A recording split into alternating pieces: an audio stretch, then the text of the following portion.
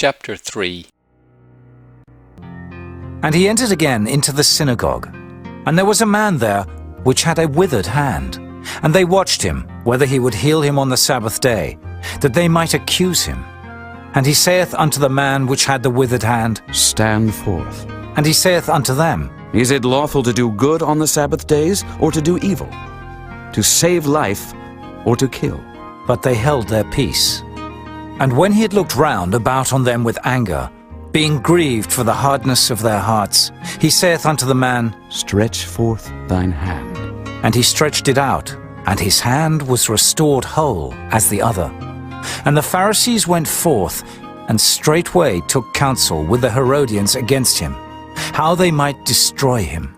But Jesus withdrew himself with his disciples to the sea, and a great multitude from Galilee followed him, and from Judea, and from Jerusalem, and from Idumea, and from beyond Jordan.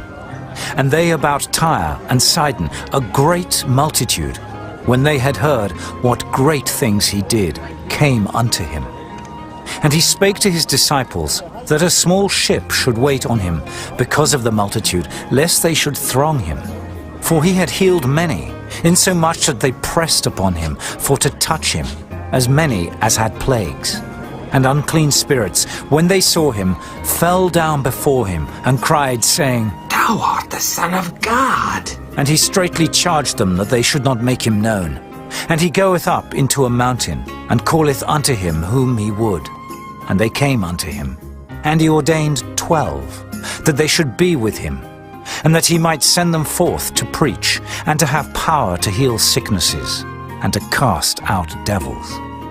And Simon he surnamed Peter, and James the son of Zebedee, and John the brother of James, and he surnamed them Boanerges, which is the sons of thunder, and Andrew, and Philip, and Bartholomew, and Matthew, and Thomas, and James the son of Alphaeus, and Thaddeus, and Simon the Canaanite, and Judas Iscariot, which also betrayed him. And they went into an house.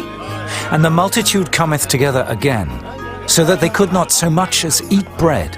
And when his friends heard of it, they went out to lay hold on him, for they said, He is beside himself. And the scribes which came down from Jerusalem said, He hath Beelzebub, and, By the prince of the devils casteth he out devils. And he called them unto him, and said unto them in parables, How can Satan cast out Satan?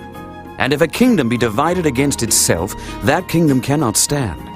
And if a house be divided against itself, that house cannot stand. And if Satan rise up against himself and be divided, he cannot stand, but hath an end.